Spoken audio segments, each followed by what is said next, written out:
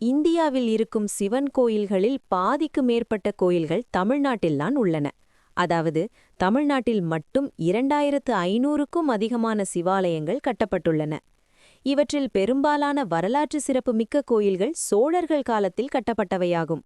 அதேபோல மற்ற பேரரசுகளின் காலத்திலும் கணிசமான அளவு சிவன் கோயில்கள் தமிழ்நாட்டில் எழுப்பப்பட்டுள்ளன. இப்படியாக கட்டப்பட்ட சிவன் கோயில்களில் சில சிவன் கோயில்கள் வரலாற்று மற்றும் ஆன்மீக முக்கியத்துவம் வாய்ந்தவை. அதாவது சைவ சமயத்தில் கூறப்படும் 28 ஆகமங்களின் அடிப்படையில் முக்கியமான 28 சிவன் கோயில்களைப் பற்றி இங்கே காண்போம். சனி பிரதோஷத்தை ஒட்டி இந்த 28 கோவில்களுக்கும் சென்றால் சகல சௌபாகியங்களும் கிடைக்கும். கோடி புண்ணியங்கள் வந்து சேரும். உங்கள் வீட்டுக்கு அருகாமையில் இருக்கும் கோவிலுக்கு தவறாமல் செல்லுங்கள். திருவதிகை வீரட்டானேஸ்வரர் கோயில். கடலூர் மாவட்டத்தில் பன்ருட்டியிலிருந்து 2 கிலோமீட்டர் தொலைவில் திருவதிகை வீரட்டானேஸ்வரர் கோயில் அமைந்துள்ளது. இந்த கோயில் தமிழ்நாட்டில் உள்ள 8 வீரசைவ கோவில்களுள் ஒன்றாகும். இத்திருக்கோயிலின் கர்ப்பகிருக விமானத்தை பார்த்து இராஜ சோழன் பிற்காலத்தில் தஞ்சையில் பெரிய கோயிலை கட்டியதாக வரலாற்று ஆசிரியர்கள் கூறுகிறார்கள். அதேபோல பெரிய கோயில் விமான நிழல் கீழே விழாது என்ற நம்பிக்கை இருப்பது போல் திருவதிகை கோயிலின் நிழலும் தரையில் விழாதபடி கணித சாஸ்திர முறையுடன் பல்லவர்களால் இதை கட்டியதாக சொல்லப்படுகிறது. நெல்லையப்பர் ஆலயம், திருநெல்வேலி. திருநெல்வேலியில் உள்ள நெல்லையப்பர் ஆலயமானது தமிழகத்திலேயே மிகப்பெரிய சிவாலயமாகும். இது கிபி 700ஆம் ஆண்டில் கட்டப்பட்டது. சிவபெருமானுக்கும் பார்வதி தேவிக்கும் தனித்தனியே கட்டப்பட்ட 2 கோயில்களை உள்ளடக்கிய பிரம்மாண்டமான கோயில் இது. 2 கோயில்களும் 17ஆம் நூற்றாண்டில் கட்டப்பட்ட சங்கிலி மண்டபம் எனும் மண்டபத்தால் இணைக்கப்பட்டுள்ளன. இக்கோவிலின் கோபுரங்களும் 17ஆம் நூற்றாண்டில் கட்டப்பட்டவையாகும். தியாகராஜர் கோயில், திருவொற்றியூர். சென்னையிலிருந்து 16 கிலோமீட்டர் தொலைவில் உள்ள திருவொற்றியூரில் தியாகராஜர் கோயில் அமைந்துள்ளது. இந்த கோயில் பல்லவ மன்னர்களால் 7ஆம் நூற்றாண்டில் கட்டப்பட்டதாக நம்பப்படுகிறது. எனினும் அதற்கு பிறகு 11ஆம் நூற்றாண்டில் சோழர்களால் பெரிதாக புதுப்பிட்டு கட்டப்பட்டுள்ளது. இங்கு பிரதிஷ்டை செய்யப்பட்டுள்ள சிவபெருமானின் விக்கிரகமும் திருவாரூர் தியாகராஜ சுவாமி திருக்கோயிலில் உள்ள சிவன் சிலையும் ஒரே மாதிரியான தோற்றத்தை கொண்டவை. ஸ்ரீ மாயூரநாத சுவாமி கோவில், மயிலாடுதுறை. மயிலாடுதுறையின் மிகப்பெரிய கோயிலாக ஸ்ரீ மாயூரநாதசுவாமி கோவில் திகழ்கிறது. இந்த கோயில் சுவர்களிலுள்ள மிக பழமையான பதிவுகளாக குலோத்துங்க சோழரின் பதிவுகள் உள்ளன. அதன் ஆரம்ப கட்டுமானத்திற்கு பிறகு சற்றே புனரமைக்கப்பட்ட இந்த கோயில் சோழர்களின் கட்டிடக்கலைக்கு சான்றாக இன்னமும் விளங்குகிறது. இக்கோயிலின் நடராஜ பெருமானுக்காக ஒவ்வொரு ஆண்டும் நடத்தப்படும் மாயூரா நாட்டியாஞ்சலி நிகழ்ச்சி எண்ணற்றவர்களை இக்கோவிலை நோக்கி ஈர்த்துவிடும். இந்த திருவிழாவை சிதம்பரம் நாட்டியாஞ்சலி திருவிழா நடக்கும் வேளைகளில் மகா சிவராத்திரியையொட்டி சப்தஸ்வரங்கள் ட்ரஸ்ட் என்ற அமைப்பு நடத்தி வருகிறது. ஜம்புகேஸ்வரர் கோயில், திருவானைக்காவல். திருவானைக்காவல் கோயிலின் மூலவரான ஜம்புகேஸ்வரர் 5ஆம் உள்பிரகாரத்தில் சுயம்புவான அப்பு லிங்கமாக எழுந்தருளியுள்ளார். அதாவது வடமொழியில் அப்பு என்பதன் பொருள் நீர் என்பதாகும். இந்த லிங்கம் இருக்குமிடம் தரைமட்டத்திற்கு கீழே இருப்பதால் எப்போதும் தண்ணீர் கசிவு இருந்து கொண்டே இருக்கும். முற்றிய கோடையில் காவேரி வறண்டிருக்கும் நேரங்களிலும் இந்நீர்க்கசிவு வற்றுவதில்லை என்று சொல்லப்படுகிறது. 18 ஏக்கர் பரப்பளவை கொண்ட இந்த கோயில் ஆரம்பகால சோழ மன்னர்களில் ஒருவரான கோச்செங்க சோழனால் கட்டப்பட்டதாகும். இங்கு அம்மன் அகிலாண்டேஸ்வரியின் தனி சன்னதி 4ஆம் பிரகாரத்தில் உள்ளது. பிரகதீஸ்வரர் கோயில், தஞ்சாவூர். தமிழ்நாட்டில் 1000 ஆண்டுகளுக்கு கட்டப்பட்ட கோயில்கள் எத்தனை இருந்தாலும் தஞ்சை பெரிய கோயிலுக்கு ஈடு இணை ஏதுமில்லை. வடநாடெங்கும் பயணித்து பல வெற்றிகளை சுமந்து வந்த ராஜராஜ சோழன்தான் வழியில் கண்ட பல்வேறு சிற்பக்கலை மரபுகளைச் சேர்ந்த கோயில்களின் தோற்றத்தில் கவரப்பட்டு அவற்றினும் சிறந்த ஒரு உன்னத கலைப்படைப்பை தனது ராஜ்யத்தில் நிர்மாணிக்க விரும்பி மிகுந்த முனைப்புடன் இந்த கோயிலை உருவாக்கியிருக்க வேண்டும் என்பது சில வரலாற்று ஆசிரியர்களின் கருத்து. வார்த்தைகளில் விவரிக்க முடியாத நுண்ணிய வடிவமைப்பு, கற்பனா சக்தி, மேலாண்மை துல்லியம், பொறியியல் நுணுக்கங்கள், அப்பழுக்கற்ற ஒழுங்கு, துளியும் பிசகாத கணக்கீடுகள் போன்ற அறிவியல் பூர்வமான நுட்பங்கள் இந்த ஒட்டுமொத்த கோயிலின் உருவாக்கத்தில் நிரம்பியுள்ளன என்றால் அது மிக இல்லை. தில்லை நடராஜர் கோயில், சிதம்பரம். மனிதனின் உடம்பும் கோயில் என்பதனை விளக்கும் வகையில் சிதம்பரம் நடராஜர் கோயில் அமைந்துள்ளது. மனித உடலானது அன்னமயம், பிராணமயம், மனோமயம், விஞ்ஞானமயம், ஆனந்தமயம் என்னும் 5 சுற்றுகளை கொண்டது. அதன் அடிப்படையில் நடராஜர் கோயிலில் 5 திருச்சுற்றுகள் என்னும் பிரகாரங்கள் உள்ளன. அதேவேளை மனிதனுக்கு இதயம், ஆகாயம் இடப்புறம் அமைந்திருப்பது போல் மூலவர் இருக்கும் கருவறை கோயிலின் இடதுபுறமாக சற்று நகர்ந்திருக்கிறது. அதோடு சராசரியாக ஒரு மனிதன் ஒரு நாளைக்கு 21,600 முறை இதயத்தின் உதவியால் மூச்சு விடுகிறான் என்பதை குறிக்கும் விதமாக கருவறையின் மீதுள்ள கூலை 21,600 ஓடுகளால் வேயப்பட்டு இருக்கிறது. மருந்தீஸ்வரர் கோயில், சென்னை. சோழ நாட்டை பல்லவம், ஆந்திரம் போன்ற ராஜ்யங்களுடன் இணைத்தர் வட பெருவழி எனும் முக்கிய சாலையில் இந்த கோயில் இருந்ததை வரலாற்று சான்றுகள் சுட்டிக்காட்டுகின்றன. அந்த பாதைதான் இன்றைய ஈசிஆர் எனும் ஈசிஆர் ஆகும். கிழக்கு கடற்கரையாக உருமாறியுள்ளது. பரபரப்பான சென்னையின் நடுவே திருவான்மியூரில் அமைதி தழவும் ஆன்மீகச் சுழலை கொண்டுள்ள மருந்தீஸ்வரர் கோயில் சென்னைக்கு வரும் பயணிகள் அவசியம் விஜயம் செய்ய வேண்டிய புராதன ஆன்மீக தலமாகும். ஸ்ரீ இராமநாத சுவாமி கோவில், தமிழ்நாடு. 12 ஜோதிர்லிங்க கோயில்களில் தமிழ்நாட்டில் அமைந்துள்ள ஒரே ஜோதிர்லிங்க ஆலயமாக இராமேஸ்வரத்தில் உள்ள ஸ்ரீ இராமநாத சுவாமி கோவில் புகழ் பெற்றுள்ளது. மேலும் இராமேஸ்வரம் என்ற பெயர் வர காரணமாக ஸ்ரீ இராமநாத சுவாமி கோவிலை குறிப்பிடலாம். அதாவது ராவணனை கொன்ற பாவத்தினை நீங்க இராமன் மணல்களால் ஆன லிங்கத்தை இங்கு பிரதிஷ்டை செய்து வழிபட்டார் என்று நம்பப்படுகிறது. இதன் காரணமாக இராமன் ஈஸ்வரனை வணங்கிய இடம் என்ற பொருளில் இராம பிளஸ் ஈஸ்வரம் இராமேஸ்வரம் ஆனது. அண்ணாமலையார் கோயில், திருவண்ணாமலை. 8 திக்கிலும் அஷ்டலிங்கங்களைக் கொண்ட எண்கோண அமைப்பில் அமைந்திருக்கும் திருவண்ணாமலை நகரில் பஞ்சபூத ஸ்தலங்களின் நெருப்புக்கான ஸ்தலமாக அண்ணாமலையார் கோயில் அறியப்படுகிறது. இக்கோவில் அக்னியை வெளிப்படுத்துவதாகவும் சிவபெருமான் இங்கு அக்னிலிங்கமாகவும் வணங்கப்படுகிறார். அதோடு உண்ணாமலையம்மனாக சிவபெருமானின் துணைவியாரான பார்வதி தேவியும் இங்கு வழிபடப்படுகின்றார். கபாலீஸ்வரர் கோயில், சென்னை. சென்னையின் பழமையான மயிலாப்பூர் பகுதியில் இந்த கபாலீஸ்வரர் கோயில் வீற்றுள்ளது.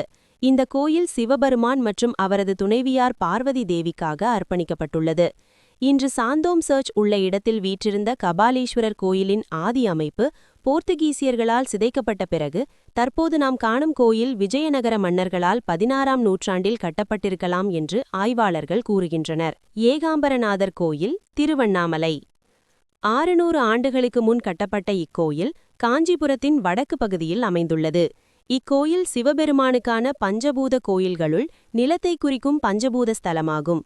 இக்கோயிலின் வட்டக்கோபுரம் 59 அடி உயரத்தில் அமைந்திருப்பதோடு இந்தியாவின் உயரமான கட்டுமானங்களுள் ஒன்றாக விளங்குகிறது. வேதகிரீஸ்வரர் கோயில், திருக்கழுக்குன்றம். சென்னையிலிருந்து 67 கிலோமீட்டர் தொலைவிலுள்ள திருக்கழுக்குன்றத்தில் அமைந்துள்ள வேதகிரீஸ்வரர் கோயில் 1400 ஆண்டுகள் பழமையானது. இங்கு காணப்படும் ஒரு கல்மண்டபம் முதலாம் மகேந்திரவர்ம பல்லவன் கிபி 610-640 காலத்தில் கட்டப்பட்ட சிவனுக்குரிய குடைக்கூழி என்று தொல்பொருள் ஆராய்ச்சியாளர்கள் கருதுகின்றனர். அது மட்டுமில்லாமல் 7ஆம் நூற்றாண்டைச் சேர்ந்த பல்லவர், சோழர், பாண்டியர், ராஷ்டிரகூடர் காலத்திய கல்வெட்டுகளும் இங்கே கிடைத்துள்ளன. தியாகராஜ சுவாமி திருக்கோயில், திருவாரூர். சோழ மன்னர்களால் கட்டப்பட்டு தமிழ்நாட்டின் மிக பழமையான கோயில்களுள் ஒன்றாக திகழ்ந்து வரும் தியாகராஜ சுவாமி திருக்கோயில் 1ஆம் நூற்றாண்டைச் சேர்ந்தது. இக்கோயிலின் மூலஸ்தானத்தை 2ஆக பிரித்து ஒரு பகுதியை வன்மிகிநாதர் என்ற பெயரில் வழங்கப்படும் சிவபெருமானுக்கும் மற்றொரு பகுதியை தியாகராஜருக்கும் அர்ப்பணித்துள்ளனர். வன்மிகிநாதருக்காக அர்ப்பணிக்கப்பட்டுள்ள பகுதியானது தியாகராஜருக்கு அர்ப்பணிக்கப்பட்டுள்ள பகுதியைக் காட்டிலும் பழமை வாய்ந்ததாகும். வன்மிகிநாதரின் சந்நிதியில் வழக்கமான லிங்கத்துக்கு பதிலாக ஒரு புற்று நிறுவப்பட்டுள்ளது. ஸ்ரீ கும்பேஸ்வரர் ஆலயம், கும்பகோணம். கும்பகோணத்தில் அமைந்துள்ள ஸ்ரீ கும்பேஸ்வரர் ஆலயம் ஒரு சிவாலயமாகும். இக்கோவிலில்தான் ஆண்டுதோறும் மாசிமக விழாவும் 12 ஆண்டுகளுக்கொருமுறை மகாமக பெருவிழாவும் கொண்டாடப்படுகின்றன. இக்கோவில் 1300 ஆண்டுகள் பழமையானது என நம்பப்படுகிறது. இடைக்கால சோழர்கள் இந்நகரை ஆண்ட பொழுதிலிருந்து இக்கோயில் உள்ளது. இக்கோவிலில் சிவபெருமான் ஆதி கும்பேஸ்வரர் என்னும் பெயருடன் வழிபடப்படுகிறார். ஸ்வேதாரண்யேஸ்வரர் கோயில், திருவெண்காடு. தமிழ்நாட்டிலுள்ள 9 நவக்கிரக ஸ்தலங்களுள் இது 4வது ஸ்தலமாகும். இக்கோயில் 1000 முதல் 2000 ஆண்டுகளுக்கு முன்பு கட்டப்பட்டதாக நம்பப்படுகிறது. இக்கோயிலில் நவக்கிரகங்களுள் ஒருவரும் பக்தர்களுக்கு அறிவையும் செல்வத்தையும் வழங்கக்கூடியவருமான புதன் பகவானுக்கு தனி சந்நிதி அமைத்து வணங்கி வருகின்றனர். இங்கு சிவபெருமான் ஸ்வேதாரண்யேஸ்வரர் என்ற திருப்பெயருடன் மூலவராக இருந்து அருள் பாலிக்கிறார். பார்வதி தேவி பிரம்ம வித்யா நாயகி என்ற பெயரில் வழிபடப்படுகின்றார். ஸ்ரீ கம்பஹரேஸ்வரர் ஆலயம், கும்பகோணம். கும்பகோணத்துக்கு அருகிலுள்ள திருபுவனம் என்னும் கிராமத்தில் ஸ்ரீ கம்பஹரேஸ்வரர் ஆலயம் அமைந்துள்ளது. 9ஆம் நூற்றாண்டில் ஆட்சி செய்த மன்னன் குலோத்துங்கனால் இக்கோவிலின் கட்டுமானப் பணிகள் தொடங்கப்பட்டன. அவருக்கு பிறகு வந்த சேர, சோழ, பாண்டிய வம்சத்தை சேர்ந்த மன்னர்கள் அப்பணியை தொடர்ந்து கட்டி முடித்தனர். சோழர்களால் புதுப்பிக்கப்பட்ட கடைசி கோவில் இதுவென வரலாற்றாசிரியர்கள் கருதுகின்றனர். பழமலைநாதர் கோயில், விருத்தாச்சலம். கடலூர் மாவட்டத்திலுள்ள விருத்தாச்சலத்தில் அமைந்துள்ள பழமலைநாதர் கோயில் சைவ திருத்தலங்களில் முக்கியமானதாகும். இந்த கோயிலில் 5 கோபுரம், 5 நந்தி, 5 தேர், 5 கொடிமரம் என எல்லாமே 5 அமைந்துள்ளது. இத்தலம் காசியை விட வீசம், தமிழளவு 1/16, புண்ணியம் அதிகம் கொண்டதென நம்பப்படுகிறது. இதனால் விருத்தகாசி என்கிற சிறப்பு பெயரும் இவ்வூருக்கு உண்டு. சோமேஸ்வரர் ஆலயம், கும்பகோணம். சோமேஸ்வரர் ஆலயம் கும்பகோணத்தில் அமைந்துள்ள ஒரு சிவாலயமாகும். இந்த கோயிலின் கட்டட வடிவமைப்பை பார்க்கும்பொழுது 13ஆம் நூற்றாண்டு திராவிட கட்டடக்கலை உடனடியாக நினைவுக்கு வருகிறது. இக்காலத்தில்தான் பிற்கால சோழர்கள் கும்பகோணத்தை ஆண்டு வந்தனர். உண்மையில் இக்கோவில் சிவபெருமானையும் பார்வதி தேவியையும் வழிபட்டு வந்த சோழர்களால் அடிப்படையில் கட்டப்பட்டது. பிறகு வந்த மன்னர்கள் இக்கோவிலின் கட்டுமானத்தில் வெவ்வேறு வடிவமைப்பை சேர்த்து கொண்டனர். ஆயினும் அடிப்படை வடிவமைப்பு சோழர் கட்டடக்கலையே ஆகும். திருவாலீஸ்வரர் கோயில். சென்னையிலிருந்து 13 கிலோமீட்டர் தூரத்திலுள்ள பாடி என்ற பகுதியில் திருவாலீஸ்வரர் கோயில் அமைந்துள்ளது. இந்த கோயிலில் சிவபெருமான் திருவாலீஸ்வரர் வடிவத்தில் பக்தர்களுக்கு அருள் பாலிக்கிறார். இங்கு சிவன் சன்னதியைத் தவிர விநாயகர், பாலசுப்பிரமணியர், சூரிய பகவான் சன்னதிகளும் உள்ளன. அதோடு இங்குள்ள விநாயகர் சன்னதியில் விநாயகர் தொந்தி இல்லாமல் காட்சியளிக்கிறார். ஐராவதீஸ்வரர் கோயில். கும்பகோணத்திலிருந்து 5 கிலோமீட்டர் தொலைவில் உள்ள தாராசுரத்தில் ஐராவதீஸ்வரர் கோயில் அமைந்துள்ளது. கங்கை கொண்ட சோழபுரம் மற்றும் பிரகதீஸ்வரர் கோவில்களில் இருப்பதை விட சிறியதாக இருந்தாலும் மிகவும் நுணுக்கமான வேலைப்பாடுகள் கொண்டதாக திகழ்கிறது ஐராவதம் கோவில் சிற்பங்கள். ஒரு தேரை குதிரைகள் இழுத்து செல்வது போல அமைந்துள்ள ஐராவதீஸ்வரர் கோயில் நிச்சயமாக நாம் அனைவரும் பார்க்க வேண்டிய அருமையான திருக்கோவிலாகும். துர்வாச முனிவரின் சாபத்தினால் தன்னுடைய நிறத்தை இழந்த இந்திரனின் யானை ஐராவதம் இங்கு வந்து சிவனை வழிபட்டு சாப விமோசனம் பெற்றதாம். அதனால் இந்த கோவிலுக்கு ஐராவதீஸ்வரர் கோயில் என்ற பெயர் வந்ததாக கூறப்படுகிறது. காசி விஸ்வநாதர் கோயில். கும்பகோண மகாகமம் குலத்துக்கு அருகிலேயே சிவாலயமான காசி விஸ்வநாதர் கோயில் அமைந்துள்ளது. இந்த கோயிலில் சிவன் சன்னதியைத் தவிர நவகன்னியர்களான கங்கை, யமுனை, சரஸ்வதி, நர்மதை, காவேரி, கிருஷ்ணா, கோதாவரி, துங்கபத்ரா, சரையு ஆகிய புனித நதிகளுக்கும் சன்னதிகள் உள்ளன. இக்கோயில் குறித்து தேவாரத்தில் பாடல் இடம்பெற்றிருப்பதுடன் இராமாயண காலத்திலேயே இராமரும் லக்ஷ்மணனும் இங்கு சிவனை வழிபட்டதாக நம்பப்படுகிறது. கல்யாண பசுபதீஸ்வரர் கோயில், கரூர். சோழர்கள் ஆட்சி செய்த காலத்தில் கல்யாண பசுபதீஸ்வரர் கோயில் கட்டப்பட்டது. 5 அடி உயரமுடைய பசுபதீஸ்வரர் லிங்கத்துக்கு இக்கோவில் பெயர் பெற்றது. மேலும் இங்கே 5 சிலைகளின் கூடுகை இருக்கிறது. ஒரு பசுவின் காம்பிலிருந்து வடியும் பாலில் குளிப்பதைப் போன்று லிங்கம் கர்ப்பகிரகத்தில் காட்சியளிக்கிறது. கைலாசநாதர் கோயில், காஞ்சிபுரம். காஞ்சிபுரம் கைலாசநாதர் கோயில் 8ஆம் நூற்றாண்டில் பல்லவ மன்னன் இராஜசிம்மனால் கட்டத் தொடங்கப்பட்டதெனினும் அவனுடைய மகனான 3ஆம் மகேந்திரவர்மனே கட்டிடப் பணிகளை முடித்ததாக வரலாறு கூறுகிறது. அதன் பின்னர் 14ஆம் நூற்றாண்டில் விஜயநகர பேரரசின் காலத்தில் சில பகுதிகள் சேர்க்கப்பட்டுள்ளன. பாடலீஸ்வரர் கோவில், திருப்பாதிரிப்புலியூர். கடலூர் நகரின் ஒரு பகுதியாக உள்ள திருப்பாதிரிப்புலியூரில் பாடலீஸ்வரர் கோவில் அமைந்துள்ளது. இங்கு சிவன் சுயம்பு மூர்த்தியாக தோன்றியதாக நம்பப்படுகிறது. இந்த கோயில் சோழர்களால் கட்டப்பட்டதோடு பல்லவ மன்னர்கள் மற்றும் பாண்டியர்கள் காலத்தில் புதுப்பிக்கப்பட்டுள்ளது. சிவபெருமானுக்காக கட்டப்பட்டிருக்கும் பாடலீஸ்வரர் கோவில் மிகவும் புனிதமான சைவ தலங்களில் ஒன்றாக கருதப்படுகிறது. காசி விஸ்வநாதர் கோவில், தென்காசி. காசி விஸ்வநாதர் கோவில் குற்றாலத்திலிருந்து 8 கிலோமீட்டர் தொலைவில் தென்காசியில் அமைந்துள்ளது.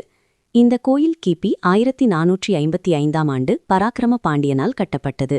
புராணங்களின்படி இந்த மன்னன் காசிக்கு செல்ல விரும்பியதாகவும், ஆனால் அந்நகரம் முஸ்லிம்களின் கட்டுப்பாட்டில் இருந்ததால் காசியில் உள்ள அதே அசல் கோவிலின் மாதிரியாக இந்த கோயிலை உருவாக்கியதாக சொல்லப்படுகிறது. திருவாப்பனூர் ஆப்புடையார் கோவில், மதுரை. மதுரை நகரின் ஒரு பகுதியான செல்லூர் என்ற இடத்தில் திருவாப்புடையார் ஆப்புடையார் கோவில் அமைந்துள்ளது. சோழாந்தகன் என்ற பாண்டிய மன்னன் வேட்டையாடச் சென்றபோது திருவாப்புடையாரை சுயம்புலிங்கத்தைக் கண்டு முதலில் தரிசனம் செய்துள்ளான். அப்பாண்டியனது மகன் சுகுணன் திருவாப்புடையாருக்கு கோயில் எடுப்பித்தான் என்று சொல்லப்படுகிறது. மாசில்லாமணீஸ்வரர் கோவில், திருமுல்லைவாயில். சென்னையின் அம்பத்தூர் பகுதியிலிருந்து 2 கிலோமீட்டர் தொலைவில் உள்ள திருமுல்லைவாயிலில் மாசில்லாமணீஸ்வரர் கோயில் அமைந்துள்ளது. இந்த கோயிலில் உள்ள நந்தி சிலை வழக்கத்துக்கு மாறாக சிவபெருமானை நேராக நோக்காமல் கிழக்கு நோக்கி அமைந்திருக்கிறது. இந்த பதிவு உங்களுக்கு பிடித்திருக்கிறதா? மேலும் இதுபோல ஆன்மீக தகவல்கள் மற்றும் தன்னம்பிக்கை நிறைந்த பதிவுகள் கேட்கணுமா? KYR ஆன்மீக உலகம் யூடியூப் சேனலை சப்ஸ்கிரைப் பண்ணுங்க. மறக்காம பெல் பட்டனை கிளிக் பண்ணுங்க. நன்றி.